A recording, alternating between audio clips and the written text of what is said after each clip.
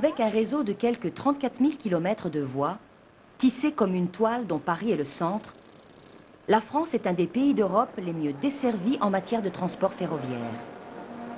La SNCF, Société nationale des chemins de fer français, créée en 1938, transporte chaque année environ 60 milliards de voyageurs au kilomètre.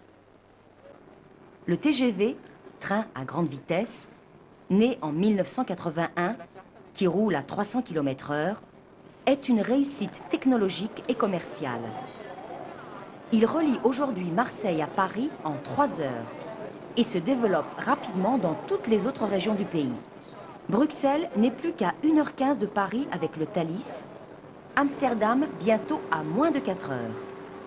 Quant à l'Eurostar, il met Londres à 3 heures de Paris.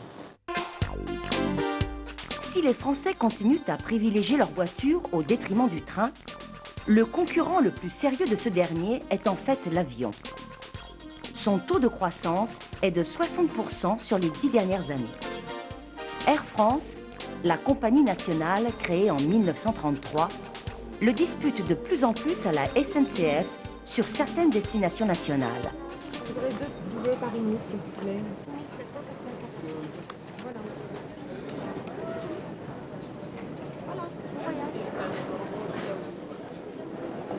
La guerre des prix fait rage sur Paris-Nice ou Paris-Marseille, par exemple.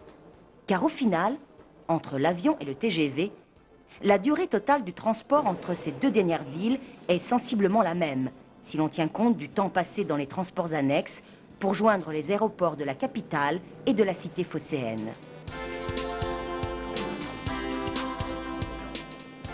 Mais, même si les Français se déplacent aujourd'hui de plus en plus, le transport est la 3e part de leur budget, derrière le logement et l'alimentation. Et la France est le premier pays européen pour la densité de fréquentation des vols domestiques. 40% d'entre eux n'ont encore jamais pris l'avion. Destination de Nice. Tous les passagers sont invités à se présenter, carte 56 pour embarquement immédiat. Mesdames, Messieurs, bonjour. Ici Madame Marciano, votre chef de cabine. Au nom du commandant de bord, Monsieur Huquel, et de l'équipage, je vous souhaite la bienvenue.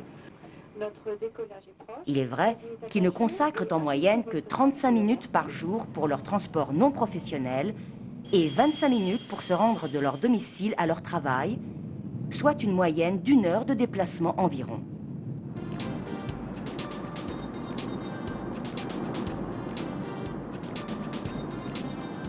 C'est donc davantage sur les longs et moyens courriers que la flotte des Airbus, dont la France est, avec l'Allemagne, la Grande-Bretagne et l'Espagne, un des 4 constructeurs, a le plus de chances de gagner ses parts de marché avec sa compagnie nationale.